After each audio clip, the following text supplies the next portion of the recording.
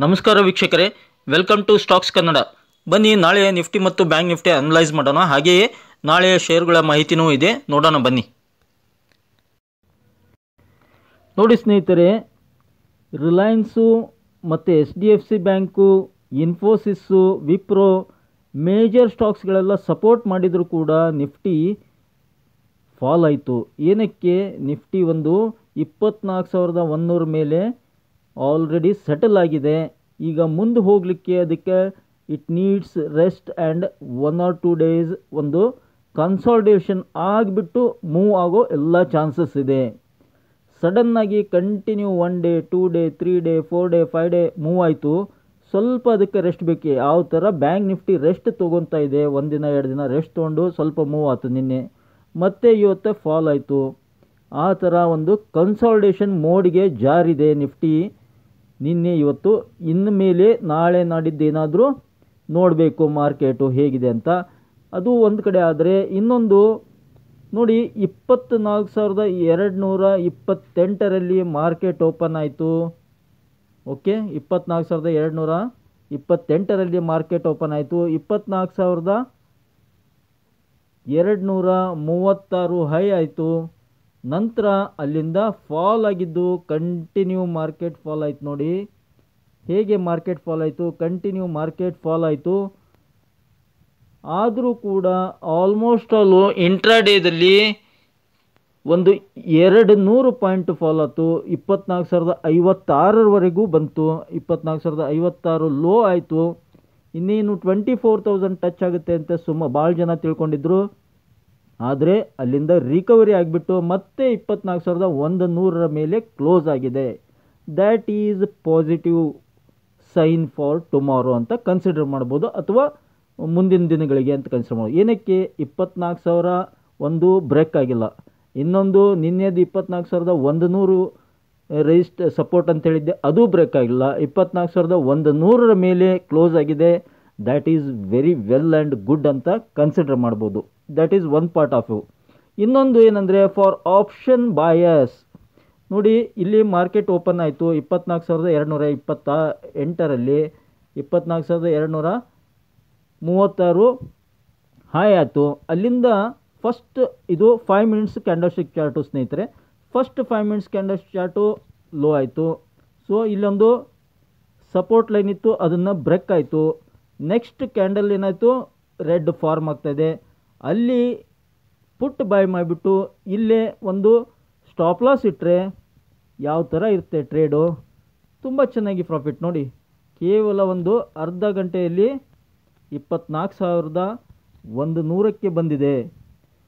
ಕೇವಲ ಒಂದು ಅರ್ಧ ಗಂಟೆಯಲ್ಲಿ 100 ಪಾಯಿಂಟ್ ಫಾಲ್ ಆಗಿದೆ, 150 ಪಾಯಿಂಟು.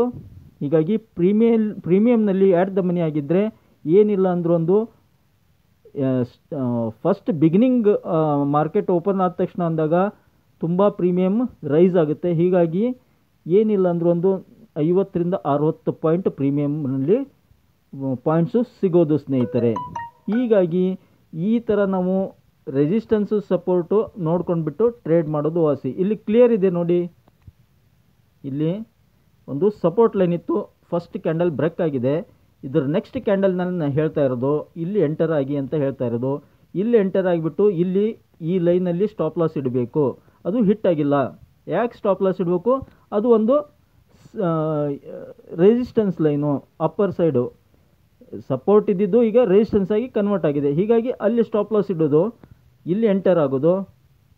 ಸೊ ಇಲ್ಲಿ ಯಾವಾಗ ಇಲ್ಲಿ ಒಂದು ಕೊನೆ ಸಪೋರ್ಟ್ 3 ಯಾವಾಗ ಬ್ರೇಕ್ ಆಯಿತು, ಸಾಕಪ್ಪ ಅಲ್ಲಿಂದ ರಿವರ್ಸ್ ಆಗಿ ಸ್ಟಾರ್ಟ್ ಆಯ್ತಲ್ಲ, ಅಲ್ಲಿಗೆ ಎಕ್ಸಿಟ್ ಆಗಿಬಿಡಬೇಕು. ಅಂದರೆ ಚೆನ್ನಾಗಿ ಪಾಯಿಂಟ್ ಸಿಗೋದು. ಮತ್ತು ವೊಲಟಿಲಿಟಿ ಮಾರ್ಕೆಟ್ ಇಲ್ಲಿವರೆಗೆ ಬಂತು, ಮತ್ತು ಅಲ್ಲಿಂದ ಫಾಲ್ ಆಯಿತು. ಸೊ ಇಲ್ಲಿ ಪುಟ್ ಬೈ ಮಾಡಿದ್ರು ಒಂದು ಒಳ್ಳೆಯ ಅವಕಾಶ. ಬಟ್ ಇಲ್ಲಿ ತುಂಬ ವೊಲಟಿಲಿಟಿ ಇತ್ತು. ಫಸ್ಟ್ ಅವರ್ನಲ್ಲೇ ತುಂಬ ಚೆನ್ನಾಗಿ ಅವಕಾಶ ಇತ್ತು ನಿಫ್ಟಿಯಲ್ಲಿ. ಇನ್ನು ಡೈಲಿ ಚಾರ್ಟ್ ಯಾವ ಥರ ಇದೆ? ಎಸ್, ಮಾರ್ಕೆಟ್ ನೀಡ್ಸ್ ರೆಸ್ಟ್ ಅಂತ ನಿನ್ನೆನೂ ಹೇಳಿದ್ದೆ ನಾನು. ನೋಡಿ, 1 ದಿನ 2 ದಿನ 3 ದಿನ 4 ದಿನ ಮಾರ್ಕೆಟ್ ಓಡ್ತು. ನಂತರ ಒಂದು ಹಾಲ್ಟ್ ತೊಗೊಂತು, ಮತ್ತು ನಿನ್ನೆ ಓಡಿತ್ತು, ಇವತ್ತೊಂದು ಹಾಲ್ಟ್ ತೊಗೊಂತು ರೆಸಿಸ್ಟೆನ್ಸ್. ಯಾಕಂದರೆ ಇಲ್ಲೊಂದು ಹ್ಯೂಜ್ ರೆಸಿಸ್ಟೆನ್ಸ್ ಇದೆ. ನಿನ್ನೆ ಹೇಳಿದ್ವಿ ನಾವು 24,275 ಹ್ಯೂಜ್ ರೆಸಿಸ್ಟೆನ್ಸ್ ಇದೆ ಅಂತೇಳಿ. ಫಸ್ಟ್ ರೆಸಿಸ್ಟೆನ್ಸ್ 24,200 ಅಂತ ಮಾರ್ಕ್ ಮಾಡಿದ್ವಿ ನಿನ್ನೆ. ಅದರ ನೆಕ್ಸ್ಟ್ ರೆಸಿಸ್ಟೆನ್ಸು 24,275 ಅಂದಿದ್ವಿ. ಹೀಗಾಗಿ 24,236 ರಿಜೆಕ್ಷನ್ ಆಗಿದೆ, ಅಲ್ಲೊಂದು ರೆಸಿಸ್ಟೆನ್ಸ್ ಇದೆ.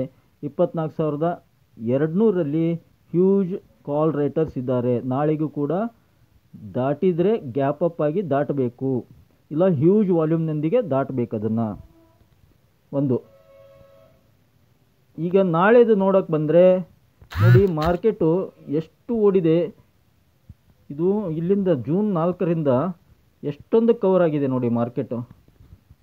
More than 3,000 points Nifty cover ಆಗಿದೆ. ಇರಲಿ, ಇವಾಗ ನಾಳೆದು ಫಸ್ಟ್ ಸಪೋರ್ಟ್ ಬಂದ್ಬಿಟ್ಟು 24,100, 24,100 is a major support. Next 24,000 is a big support. ಅಷ್ಟು ಈಸಿ ಅದನ್ನು ಬ್ರೇಕ್ ಮಾಡೋಕ್ಕಿಲ್ಲ ಅಂದ್ಕೊಂಡಿದ್ದೀನಿ. ಇನ್ನೂ ಪೊಟೆನ್ಷಿಯಲ್ ಇದೆ ಮಾರ್ಕೆಟ್ನಲ್ಲಿ. ಲೋ ಆಯಿತು, ಇವತ್ತು ಮಾರ್ಕೆಟ್ ಫಾಲ್ ಆಯ್ತು ಅಂದ್ಬಿಟ್ಟು ಭಾಳ ಜನ ಪುಟ್ ಬೈ ಮಾಡಿರ್ತಾರೆ ಓವರ್ ನೈಟು. ಆ ಥರ ಮೂರ್ತನದ ವ್ಯವಹಾರ ಮಾಡಬಾರ್ದು, ಏನಕ್ಕೆ ತಪ್ಪು ತಿಕ್ಕೋಬೇಡಿ. ಓವರ್ ನೈಟು ಪೊಸಿಷನ್ ಕ್ರಿಯೇಟ್ ಮಾಡಿಕೊಂಡ್ರೆ ಪ್ರೀಮಿಯಮ್ಸು ಡಿಕೆ ಆಗ್ತವೆ. ಸಪೋಸ್ ನಮ್ಮ ಅಗೇನ್ಸ್ಟ್ ಮಾರ್ಕೆಟ್ ಹೋದರೆ ಡಿಕೆ ಆಗ್ತವೆ. ನಾನು ನನ್ನ ಪದನ ವಾಪಸ್ ತೊಗೊತೀನಿ, ಮೂರ್ಖತನ ಮಾಡಬಾರ್ದು ಅಂತೇಳಿದ್ದು. ಸಾರಿ, ಏನಕ್ಕೆ ಅಂದರೆ ಓವರ್ ನೈಟು ಪೊಸಿಷನ್ನು ನಾವು ತೊಗೋಬಾರ್ದು. ಓವರ್ ನೈಟ್ನಲ್ಲಿ ಮಾರ್ಕೆಟ್ ಏನಾಗುತ್ತೆ, ಬೆಳಗ್ಗೆ ಮಾರ್ಕೆಟ್ ಯಾವ ಥರ ಓಪನ್ ಆಗುತ್ತೆ ಗೆಸ್ ಮಾಡೋದು ತುಂಬ ಕಷ್ಟ.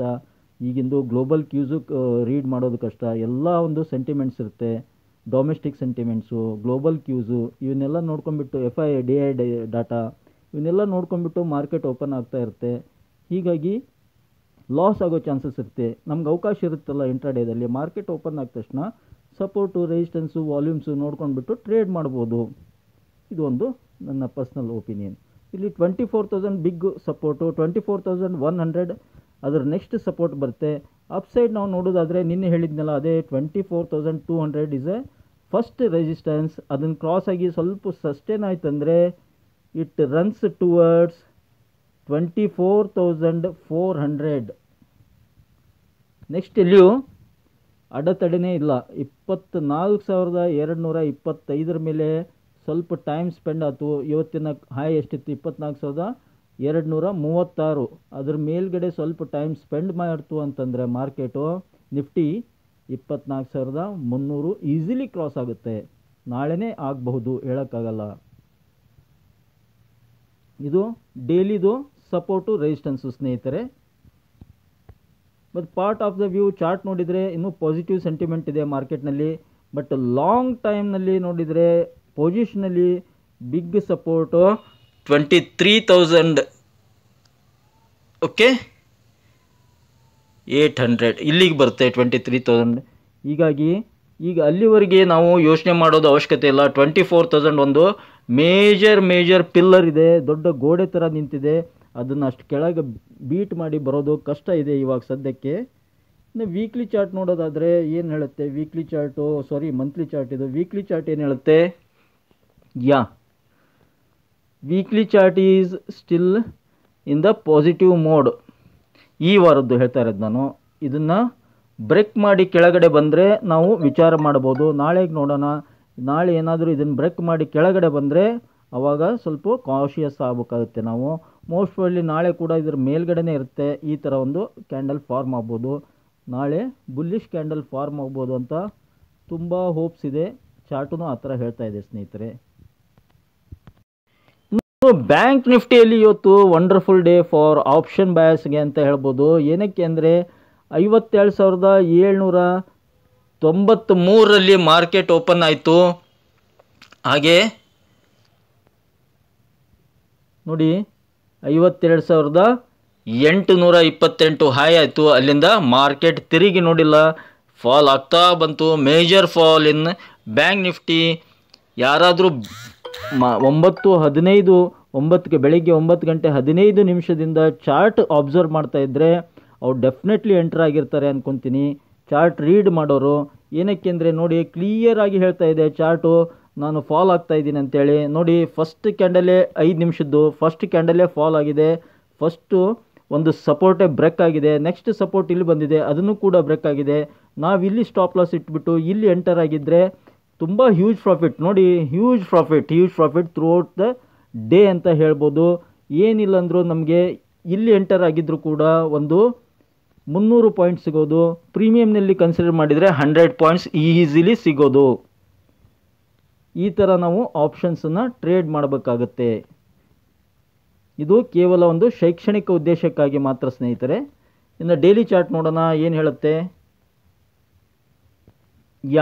ಡೈಲಿ ಚಾರ್ಟ್ ನೋಡಿ, ಮತ್ತೆ ಒಂದು ನಾನು ಇಲ್ಲಿ ಹೇಳಿದ್ದೆ, ಇಲ್ಲಿ 52,000 ಕ್ರಾಸ್ ಆಗೋಕ್ಕೆ ತುಂಬ ಟೈಮ್ ತಂತು. 1 ಡೇ 2 ಡೇ 3 ಡೇ 4 ಡೇ ಅಂತೇಳಿ. ಅದೇ ಥರ ಸಿಚುವೇಶನ್ ಇದೆ ರಿಗಾರ್ಡಿಂಗ್ 53,000. 53,000ದಲ್ಲೂ ಕೂಡ ಅದೇ ಸಿಚುವೇಶನ್ ಇದೆ, same situation. 1 day 2 day 3 day 4 day 5 day ನೋಡಿ, 4 ದಿನ ಆಯಿತು 53,000 ಕ್ರಾಸ್ ಆಗಲಿಕ್ಕೆ ಆಗ್ತಾ ಇಲ್ಲ ಮಾರ್ಕೆಟ್ಗೆ. ಏನಕ್ಕೆ? ಬಿಗ್ ರೆಸಿಸ್ಟೆನ್ಸ್ ಕ್ರಿಯೇಟ್ ಆಗಿದೆ. ತುಂಬ ಸಾಕಷ್ಟು ಜನ ಕಾಲ್ ರೇಟರ್ಸು ಅಲ್ಲಿ ಜಮಾ ಆಗಿದ್ದಾರೆ, ಡಿಪ್ಲಾಯ್ ಆಗಿದ್ದಾರೆ, ತುಂಬ ಸೆಲ್ಲರ್ಸ್ ಇದ್ದಾರೆ. ಹೀಗಾಗಿ ಅದನ್ನು ಅಷ್ಟು ಈಸಿ ಬ್ರೇಕ್ ಮಾಡೋಕ್ಕೆ ಆಗ್ತಾ ಇಲ್ಲ ಬ್ಯಾಂಕ್ ನಿಫ್ಟಿಗೆ. ಈ ಒಂದು HDFC ಸಪೋರ್ಟ್ ಮಾಡಿತ್ತು ಇವತ್ತು ಚೆನ್ನಾಗಿ, ಆದರೆ ICICI ಬ್ಯಾಂಕ್ ಕೈ ಕೊಡ್ತು ಸ್ನೇಹಿತರೆ. ICICI ಬ್ಯಾಂಕ್ ಏನಾದರೂ ಸ್ವಲ್ಪ ಸಪೋರ್ಟ್ ಮಾಡಿದರೆ ಡೆಫಿನೆಟ್ಲಿ ಇವತ್ತು ಅಪ್ಸೈಡ್ ಮತ್ತು ರಿಕವರಿ ಆಗ್ತಾಯಿತ್ತು. ನಾಳೆ ಹೇಗೆ ರಿಯಾಕ್ಟ್ ಮಾಡುತ್ತೆ HDFC bank and ICICI bank ಮತ್ತು ರಿಲಯನ್ಸ್, ಅದರ ಮೇಲೆ ನಾಳೆಯ ಮಾರ್ಕೆಟ್ ಡಿಪೆಂಡ್ ಆಗಿರುತ್ತೆ. ಕ್ಲಿಯರ್ ಹೇಳ್ತಾ ಇದ್ದೀನಿ.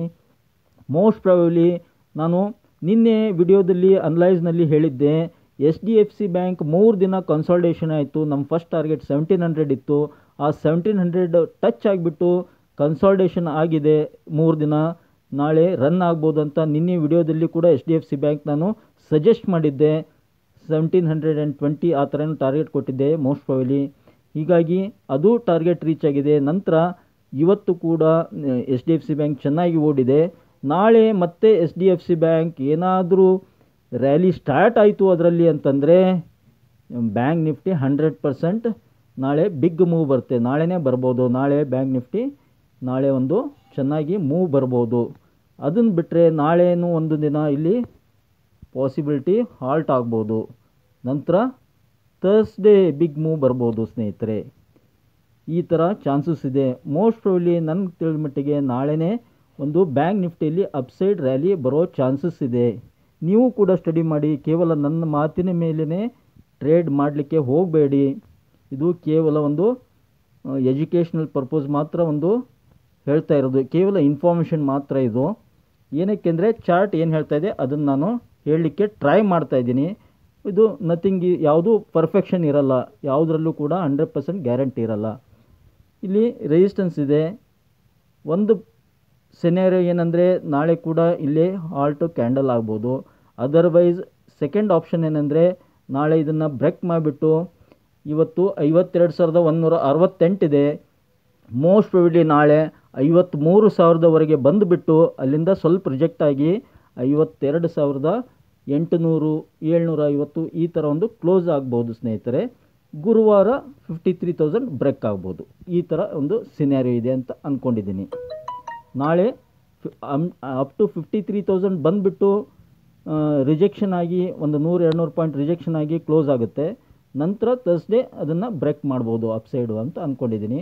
ಆದರೆ ಡೌನ್ ಸೈಡ್ ಬರೋ ಪಾಸಿಬಿಲಿಟಿ ಸದ್ಯಕ್ಕಂತೂ ಇಲ್ಲ ಬ್ಯಾಂಕ್ ನಿಫ್ಟಿಯಲ್ಲಿ. ಏಕೆಂದರೆ HDFC ಬ್ಯಾಂಕ್ ಮತ್ತೆ ಸ್ಟ್ರಾಂಗ್ ಆಗಿದೆ. ಹೀಗಾಗಿ ರಿಲಯನ್ಸ್ ಕೂಡ ಸ್ಟ್ರಾಂಗ್ ಆಗ್ತಾ ಇದೆ. ಹೀಗಾಗಿ ಡೌನ್ ಸೈಡ್ ಬರೋ ಯಾವುದೋ ಪಾಸಿಬಿಲಿಟಿ ಇಲ್ಲ. ಮತ್ತು ಇಲ್ಲಿ ನೋಡಿ ಎಕ್ಸ್ಪೋನೆನ್ಷಿಯಲ್ ಮೂವಿಂಗ್ ಎವರೇಜ್ ಟಚ್ ಆಗಿ ರಿವರ್ಸ್ ಆಗಿದೆ. ಹೀಗಾಗಿ ಇದು ಒಂದು ಪಾಸಿಟಿವ್, ಹೀಗೆ ಮೂವ್ ಆಗುತ್ತೆ ಇದು ಅಂದ್ಕೊಂಡಿದ್ದೀನಿ. ಎಕ್ಸ್ಪೋನೆನ್ಷಿಯಲ್ ಮೂವಿಂಗ್ ಎವರೇಜ್ ಈ ಥರ ಮೂವ್ ಆತಂದರೆ ಇಲ್ಲೊಂದು ಕ್ಯಾಂಡಲ್ ಫಾರ್ಮ್ ಆಗುತ್ತೆ. ಈ ಥರ ಅದು ಒಂದು ಅಪಾರ್ಚುನಿಟಿ ಇದೆ. ಇನ್ನು ವೀಕ್ಲಿ ಚಾರ್ಟ್ ನೋಡೋದಾದರೆ ಏನು ಹೇಳುತ್ತೆ? ಎಸ್, ವೀಕ್ಲಿದು ನೋಡಿ ಮೈಲ್ಡ್ ನೋಡಿ ಇದ್ರ ಕೆಳಗಡೆ ಬಂದಿದೆ. ಇದು ನಾಳೆ ರಿಕವರಿ ಆಯಿತು ಓಕೆ. ಅದರ್ವೈಸ್ ಏನಾದರೂ ಕೆಳಗಡೆ ಫಾರ್ಮ್ ಆದರೆ we have to be cautious. 51,000 ಒಂದು ಬಿಗ್ ಸಪೋರ್ಟ್ ಇದೆ ವೀಕ್ಲಿಯಲ್ಲಿ. ಅದು ಮುಂದಿನ ದಿನಗಳಲ್ಲಿ ಬರ್ಬೋದು ಅಂತ ನಿನ್ನೆ ಅನಲೈಸ್ ಮಾಡಿದ್ವಿ. ಸದ್ಯಕ್ಕೆ ನಾಳೆ ಬರಲಿಕ್ಕಿಲ್ಲ. ಮುಂದಿನ ನನ್ನ ಅನಲೈಸ್ ಏನು, 51,000 ಮೇಜರ್ ಸಪೋರ್ಟ್ ಇದೆ. ಅದನ್ನು ಬಿಟ್ಟರೆ 50,000 ಒಂದು ಮೇಜರ್ ಸಪೋರ್ಟ್ ಇದೆ. ಆದರೆ 51,000 ಇಸ್ ಎ ಬಿಗ್ ಸಪೋರ್ಟ್. ಮುಂದಿನ ದಿನ ಈಗ ನಾಳೆ ನಾಡಿದ್ದು ಅಪ್ಸೈಡ್ ರ್ಯಾಲಿ ಆಗಿ ಮುಂದಿನ ವಾರದಲ್ಲಿ ಮಾರ್ಕೆಟ್ ಈ ಥರ ಫಾಲ್ ಆಗಿ 51,500ವರೆಗೆ ಬಂದುಬಿಟ್ಟು on the day budget day ದಿನ ಒಂದು ಬಿಗ್ ರ್ಯಾಲಿ ಕೊಡ್ಬೋದು ಅಂದ್ಕೊಂಡಿದ್ದೀನಿ. ಈ ಥರ this is purely guessing. Okay, bank ನಿಫ್ಟಿಯಲ್ಲಿ ಕೂಡ ಸದ್ಯದ ಮಟ್ಟಿಗೆ ಪಾಸಿಟಿವ್ ಟು ನ್ಯೂಟ್ರಲ್ ಸಿನಾರಿಯೋ ಇದೆ, ನೆಗೆಟಿವಿಟಿ ಇನ್ನೂ ಕ್ರಿಯೇಟ್ ಆಗಿಲ್ಲ, ಇಷ್ಟು ಹೇಳ್ಬೋದು. ನೋಡಿ ಸ್ನೇಹಿತರೆ, ಇವರೇ ಜೆರೋಮ್ ಪೋವೆಲ್ ಅಂತೇಳಿ ಅಮೇರಿಕದ್ದು ಫೆಡ್ರಲ್ ರಿಸರ್ವ್ ಇದೆಯಲ್ಲ ಅದರ ಚೇರ್ಪರ್ಸನ್ ಜೆರೋಮ್ ಪೋವೆಲ್ ಅಂತೇಳಿ ಇಲ್ಲಿದೆ ನೋಡಿ. ಅವ್ರ ಹೆಸರು ಜೆರೋಮ್ ಪೋವೆಲ್ ಅಂತೇಳಿ, ಫೆಡ್ರಲ್ ರಿಸರ್ವ್ ಚೇರ್ಪರ್ಸನ್. ಓಕೆ, ಇವ್ರ ಬಗ್ಗೆ ಏನಕ್ಕೆ ಹೇಳ್ತಾ ಇದ್ದೀನಿ ಅಂದರೆ, ನಾನು ತಮ್ನೇಲಲ್ಲಿ ಕೂಡ ಹಾಕಿದ್ದೆ, ಫೆಡ್ ಚೇರ್ ಪೋವೆಲ್ ಸ್ಪೀಕ್ಸ್ ಅಂತೇಳಿ. ಹೌದು, ಇವತ್ತು 7:00 ಸಾಯಂಕಾಲ ಅವರು ಮಾತಾಡ್ತಾ ಇದ್ದರು. ಅವ್ರದ್ದೊಂದು ಸ್ಪೀಕ್ ಇತ್ತು. ಆ ಸ್ಪೀಕ್ ಬಗ್ಗೆ ಮಾರ್ಕೆಟ್ ತುಂಬ ಗಮನ ಹರಿಸ್ತಾ ಇತ್ತು, American market including global market ಕೂಡ. ಏನು ಹೇಳಿದ್ದಾರೆ ಓದ್ತೀನಿ ನೋಡಿ. ಇದು ಪ್ಯೂರ್ಲಿ investing.com ವೆಬ್ಸೈಟ್ನಿಂದ ತೊಗೊಂಡಿರ್ತಕ್ಕಂಥ ಮಾಹಿತಿ ಇದು. Federal Reserve Chair Jerome Powell has predicted that inflation in the US may return to the central bank's 2% target by the late 2025 or the following year, but flagged that policymakers will take their time before rolling out potential interest rate cuts. ನೋಡಿ ಎಷ್ಟು important ಇರುತ್ತೆ ಒಬ್ಬ ವ್ಯಕ್ತಿಯ ಮಾತು. ಇಡೀ ಜಗತ್ತೇ ಕಾಯ್ತಾ ಇದೆ ಇವ್ರ ಮಾತಿಗೋಸ್ಕರ. ಅಂದರೆ ಜಗತ್ತಂದರೆ specially stock markets of the all over world, almost all ಅಂತ ನಾನು ಹೇಳಲಿಕ್ಕೆ ಇಷ್ಟಪಡ್ತೀನಿ. ಅದರಲ್ಲೂ ಅಮೇರಿಕನ್ ಮಾರ್ಕೆಟ್ ಎಷ್ಟು ವೇಟ್ ಮಾಡ್ತಾಯಿದ್ವು ಇವ್ರ ಒಂದು ಮಾತಿಗೋಸ್ಕರ ಅಂದರೆ. ಹೀಗಾಗಿ ಯಾವುದೇ ಒಬ್ಬ ಉನ್ನತ ಸ್ಥಾನದಲ್ಲಿರ್ತಕ್ಕಂಥ ವ್ಯಕ್ತಿಯ ಮಾತು ತುಂಬ ಮಹತ್ವವಾಗಿರುತ್ತೆ. ಅವರು ಹೇಳುವಾಗ ತುಂಬ ಒಂದು ತೂಕದ ಮಾತುಗಳನ್ನು ಆಡಬೇಕು. ಹೌದಾ, ಇರಲಿ. ಈಗ ಅವರು ಏನು ಹೇಳಿದ್ದಾರೆ ಒಂದು ಪಾಯಿಂಟ್ ಔಟ್ ಮಾಡ್ತೀನಿ ನೋಡಿ. Speaking in a panel discussion at an European Central Bank event in Sintra, Portugal, Powell noted that the labour market, a major driver of inflation, is showing signs of cooling off. ನೋಡಿ, ಇದೇ important ಪದ ಬೇಕಾಗಿತ್ತು. Cooling of ಅಂತ ಹೇಳಿದ್ದಾರೆ. ಏನು cooling off? Inflation is cooling off. ಹಣದುಬ್ಬರ ಕಡಿಮೆ ಆಗ್ತಾ ಇದೆ. ಅವರು ಟಾರ್ಗೆಟು 2% ಇತ್ತು, 2%ಗೆ ಬರುತ್ತೆ ಅಂತ ಹೇಳ್ತಾ ಇದ್ದಾರೆ. ಫಸ್ಟ್ ಟೈಮ್ ಹೇಳಿದ್ದಾರೆ ಕೂಲಿಂಗ್ ಆಫ್ ಆಗ್ತಾ ಇದೆ, 2%ಗೆ ನಮ್ಮ ಟಾರ್ಗೆಟ್ ರೀಚ್ ಆಗ್ತಾ ಇದೆ. 2025ರಲ್ಲಿ ರೀಚ್ ಆಗ್ಬೋದು, ಮೋಸ್ಟ್ ಪ್ರಾಬಬ್ಲಿ ಇದೇ ವರ್ಷವೂ ರೀಚ್ ಆಗ್ಬೋದು ಅಂತ ಹೇಳಿದ್ದಾರೆ. ಬಟ್ ಇಂಟ್ರೆಸ್ಟ್ ರೇಟ್ ಕಟ್ ಬಗ್ಗೆ ಇನ್ನೂ ಯಾವುದೂ ಹೇಳಿಲ್ಲ. ಅದನ್ನು ಪಾಲಿಸಿ ಮೇಕರ್ಸ್ ಎಲ್ಲರೂ ಸೇರಿ ಡಿಸಿಷನ್ ತೊಗೊತೀವಿ ಅಂತ ಹೇಳಿದ್ದಾರೆ.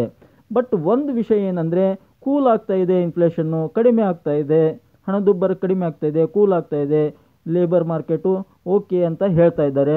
ಇದು ಒಂದು ಪಾಸಿಟಿವ್ ಸೈನ್ ಅಂತ ತೊಗೋಬೋದು ಮಾರ್ಕೆಟು ಅಂತ ನಾನು ಅಂದ್ಕೊಂಡಿದ್ದೀನಿ. ಯಾಕಂದರೆ ಓಕೆ, ಅವ್ರ ಬಾಯಿಂದ ಬಂತು ಮಾತು, ಇನ್ಫ್ಲೇಷನ್ ಕಡಿಮೆ ಆಗ್ತಾ ಇದೆ. ಹೀಗಾಗಿ ಇನ್ನೊಂದು ಹೋಪ್ಸು ಕ್ರಿಯೇಟ್ ಆಗುತ್ತೆ ಮಾರ್ಕೆಟ್ನಲ್ಲಿ. ರೇಟ್ ಕಟ್ಸ್ ಮಾಡ್ತಾರೆ ಅಂತೇಳಿ, ಇಂಟ್ರೆಸ್ಟ್ ರೇಟ್ ಕಟ್ಸ್ ಮಾಡ್ತಾರೆ ಅಂತ ಹೋಪ್ಸು ಇನ್ನೂ ಜಾಸ್ತಿ ಬಿಲ್ಡಪ್ ಆಗುತ್ತೆ. ಬನ್ನಿ ಅಮೇರಿಕನ್ ಮಾರ್ಕೆಟ್ ಏನು ಮಾಡ್ತವೆ ನೋಡೋಣ ಬನ್ನಿ. ಇಲ್ಲಿದೆ ನೋಡಿ.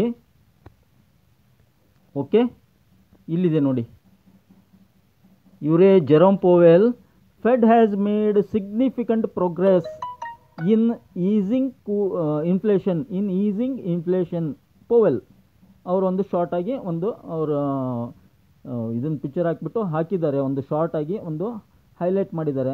Fed has made significant progress in easing inflation, Jerome Powell said. ಅದು ಒಂದು ಪದ ತುಂಬ ಇಂಪಾರ್ಟೆಂಟ್ ಆಗುತ್ತೆ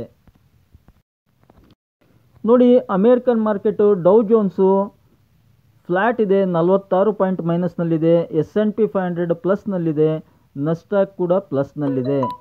ಒಂದು ಮಾರ್ಕೆಟ್ಗೂ ಒಂದು ವೊಲಟೈಲಿಟಿ ಅನ್ನೋದಕ್ಕಿಂತ ಒಂದು ರೇಂಜ್ ಬೌಂಡು ಅಂತ ಹೇಳ್ಬೋದು. ರೇಂಜ್ ಬೌಂಡು ಅಥವಾ ಫ್ಲ್ಯಾಟ್ನಲ್ಲಿ ಟ್ರೇಡ್ ಆಗ್ತಾ ಇದೆ.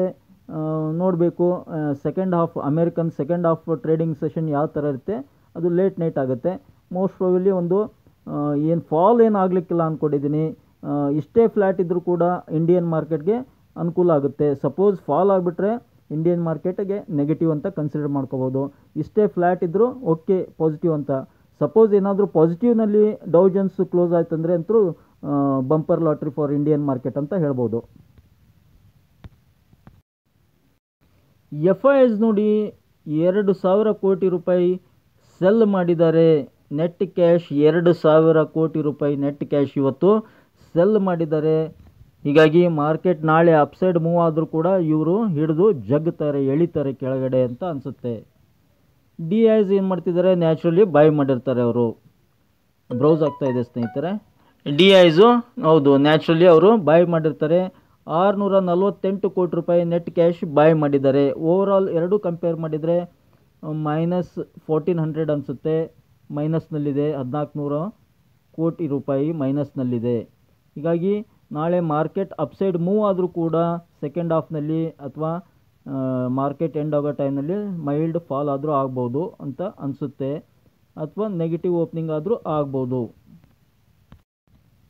ನೋಡಿ SGX ನಿಫ್ಟಿ ಅಥವಾ ಗಿಫ್ಟ್ ನಿಫ್ಟಿ ಅಂತ ಏನು ಹೇಳ್ತೀವಿ ನಾವು, ಅದು +13 ಪಾಯಿಂಟ್ನಲ್ಲಿದೆ. ಸದ್ಯಕ್ಕೆ +13 ಪಾಯಿಂಟ್ನಲ್ಲಿದೆ. ಓಕೆ, ಫಾಲ್ ಏನಾಗಿಲ್ಲ. ಮೋಸ್ಟ್ ಪ್ರಾಬಬ್ಲಿ ನಾಳೆ ಅಮೇರಿಕನ್ ಮಾರ್ಕೆಟ್ ಹೇಗೆ ನೈಟ್ ಎಲ್ಲ ಮೂವ್ ಆಗುತ್ತೆ ನೋಡ್ಕೊಂಡ್ಬಿಟ್ಟು ಇದು ಬೆಳಗ್ಗೆ ಡಿಸಿಷನ್ ಗೊತ್ತಾಗುತ್ತೆ. ಮತ್ತು ಮೋಸ್ಟ್ ಪ್ರಾಬಬ್ಲಿ ನಾಳೆ ಮಾರ್ಕೆಟು ಒಂದು ಫ್ಲ್ಯಾಟ್ ಓಪನಿಂಗ್ ಆಗ್ಬೋದು. ನೆಗೆಟಿವ್ ಓಪನಿಂಗ್ ಆದರೂ ಕೂಡ ರಿಕವರಿ ಆಗೋ ಎಲ್ಲ ಚಾನ್ಸಸ್ ಇದೆ ಅಂದ್ಕೊಂಡಿದ್ದೀನಿ. ಏಕೆಂದರೆ ಸಪೋರ್ಟ್ ತುಂಬ ಚೆನ್ನಾಗಿದೆ 24,000, 24,100ರಲ್ಲಿ. ಹೀಗಾಗಿ ಆಮೇಲೆ ಬ್ಯಾಂಕ್ ನಿಫ್ಟಿಯಲ್ಲಿ ಕೂಡ 52,000ರಲ್ಲಿ ತುಂಬ ಸಪೋರ್ಟ್ ಇದೆ. ಹೀಗಾಗಿ ಮಾರ್ಕೆಟ್ ಇನಿಷಿಯಲಿ ಫಾಲ್ ಆದರೂ ಕೂಡ ಮತ್ತೆ ರಿಕವರಿ ಆಗೋ ಎಲ್ಲ ಚಾನ್ಸಸ್ ಇದೆ. ಬನ್ನಿ ನಾಳೆ ಶೇರ್ಗಳು ಯಾವ್ಯಾವು ಅಂತ ನೋಡೋಣ ಟ್ರೇಡ್ ಮಾಡಲಿಕ್ಕೆ. HDFC ಬ್ಯಾಂಕ್ ಲಿಮಿಟೆಡ್, ಹೌದು ಸ್ನೇಹಿತರೆ, ನಾಳೆಗೆ ಕನ್ಸಿಡರ್ ಮಾಡಿ. ಇವತ್ತು 1,730ರಲ್ಲಿ ಕ್ಲೋಸ್ ಆಗಿದೆ. ನಾಳೆಗೆ 1,750 ಅಂತ ಟಾರ್ಗೆಟ್ ಇಟ್ಕೋಬೋದು. ಕೇವಲ ಫ್ಲ್ಯಾಟ್ ಓಪನಿಂಗ್ ಆದರೆ ಮಾತ್ರ ಕನ್ಸಿಡರ್ ಮಾಡಿ. ಇನ್ನೊಂದು ಇದರಲ್ಲಿ ಶಾರ್ಟ್ ಟರ್ಮ್ ಟಾರ್ಗೆಟ್ 1800, ಹೌದು 1800 ರೀಚ್ ಆಗೋ ಎಲ್ಲ ಚಾನ್ಸಸ್ ಇದೆ. ನೆಕ್ಸ್ಟ್ ಬಂದ್ಬಿಟ್ಟು ಇನ್ಫೋಸಿಸ್ ಲಿಮಿಟೆಡ್ 1621ರಲ್ಲಿ ಕ್ಲೋಸ್ ಆಗಿದೆ. ನಾಳೆಯ ಟಾರ್ಗೆಟು 1640, 1640 ಅಂತ ಇಟ್ಕೋಬೋದು. ನೆಕ್ಸ್ಟ್ ಸ್ಟಾಕ್ ಬಂದ್ಬಿಟ್ಟು L&T ಲಾರ್ಸನ್ ಆ್ಯಂಡ್ ಟೂಬ್ರೋ ಲಿಮಿಟೆಡ್ 3626 ಇದೆ. ನಾಳೆಯ ಟಾರ್ಗೆಟು 3720, ಹೌದು 100 ಪಾಯಿಂಟ್ಸ್ ಮೂವ್ ಆಗ್ಬೋದು ನಾಳೆ. ಬಟ್ ಇದ್ರದ್ದು ಶಾರ್ಟ್ ಟರ್ಮ್ ಟಾರ್ಗೆಟ್ ಈ ಸೀರೀಸ್ನಲ್ಲಿ ನಾನು ಹೇಳ್ತಾ ಇರೋದು ಜುಲೈ ಸೀರೀಸ್ನಲ್ಲಿ 3800 ಎಬೋ ಹೋಗೋ ಎಲ್ಲ ಚಾನ್ಸಸ್ ಇದೆ. L&T ಕನ್ಸಿಡರ್ ಮಾಡಿ. ಇನ್ನೊಂದು ಸ್ಟಾಕ್ ಬಂದ್ಬಿಟ್ಟು ಮದರ್ಸನ್ ಸುಮಿ ಲಿಮಿಟೆಡ್ 202 ಇದೆ. ನಾಳೆಗೆ 215 ಅಂತ ಟಾರ್ಗೆಟ್ ಇಟ್ಕೋಬೋದು ಸ್ನೇಹಿತರೆ. 200ರ ಕೆಳಗಡೆ ಓಪನಿಂಗ್ ಆದರೆ ಬಿಟ್ಟು ಬಿಡಿ. 200 ಎಬೋ ಓಪನ್ ಆಗಿದ್ದರೆ ಮಾತ್ರ ಕನ್ಸಿಡರ್ ಮಾಡಿ.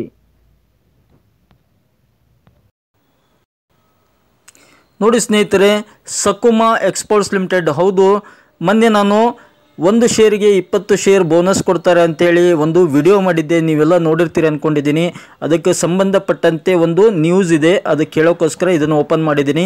ಸಕುಮಾ ಎಕ್ಸ್ಪೋರ್ಟ್ಸ್ ಲಿಮಿಟೆಡ್ ಇವತ್ತಿನ ಬೆಲೆ 35 ಇದೆ.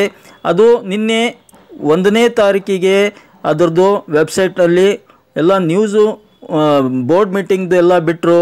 ಅದನ್ನೆಲ್ಲ ಸ್ಟಡಿ ಮಾಡಿ ನೋಡಿದಾಗ ಹೇಳಿದ್ರು ಅವರು 20 ಶೇರ್ ಅಲ್ಲ, ನಾವು 4 ಶೇರು ಕೊಡ್ತಾ ಇದ್ದೀವಿ ಅಂತ ಅನೌನ್ಸ್ ಮಾಡಿದ್ದಾರೆ. ಕ್ಲಿಯರ್ ಕಟ್ಟಾಗಿ 1 ಶೇರಿಗೆ 4 ಶೇರು ಬೋನಸನ್ನು ಅನೌನ್ಸ್ ಮಾಡಿದ್ದಾರೆ. ಎಕ್ಸ್ ಡೇಟ್ ರೆಕಾರ್ಡ್ ಡೇಟ್ ಇನ್ನೂ ಫಿಕ್ಸ್ ಮಾಡಿಲ್ಲ, ಅನೌನ್ಸ್ ಅಂತೂ ಮಾಡಿದ್ದಾರೆ. ಅವ್ರ ವೆಬ್ಸೈಟ್ನಲ್ಲಿದೆ, ಅದನ್ನು ಕೂಡ ಬೇಕಂದರೆ ನಾಳೆ ನಾಡಿದ್ದು ಹಾಕ್ತೀನಿ. ವೆಬ್ಸೈಟ್ನಲ್ಲಿ ಕ್ಲಿಯರ್ ಕಟ್ಟಾಗಿ ಮೆನ್ಷನ್ ಮಾಡಿದ್ದಾರೆ. NSE ಅವರು ಹೇಳಿದ್ದಾರೆ. ಇದು ಕ್ಲಿಯರ್, ಇದು ಪರ್ಫೆಕ್ಟ್. ಇದು 1 ಶೇರಿಗೆ 4 ಶೇರು ಸಕುಮಾ ಎಕ್ಸ್ಪೋರ್ಟ್ಸ್ ಲಿಮಿಟೆಡ್ನವರು ಅನೌನ್ಸ್ ಮಾಡಿದ್ದಾರೆ. ಇನ್ನೂ ರೆಕಾರ್ಡ್ ಡೇಟ್ ಫಿಕ್ಸ್ ಆಗಿಲ್ಲ. ಓಕೆ, ಐ ಹೋಪ್ ಫ್ರೆಂಡ್ಸ್ ಈ ಒಂದು ಚಿಕ್ಕ ಮಾಹಿತಿ ನಿಮ್ಗೆ ಇಷ್ಟ ಆಗಿದೆ ಅಂದ್ಕೊಂಡಿದ್ದೀನಿ. ಇಷ್ಟ ಆಗಿದ್ದರೆ ಮತ್ತಿನ ತಡ ಬೇಗ ಚಾನಲ್ಗೆ ಸಬ್ಸ್ಕ್ರೈಬ್ ಮಾಡಿ. ಹಾಗೆ ಕಮೆಂಟ್ ಬಾಕ್ಸ್ನಲ್ಲಿ ಕಮೆಂಟನ್ನು ಡ್ರಾಪ್ ಮಾಡ್ತಾ don't forget to hit the like button. Thank you friends, thank you all.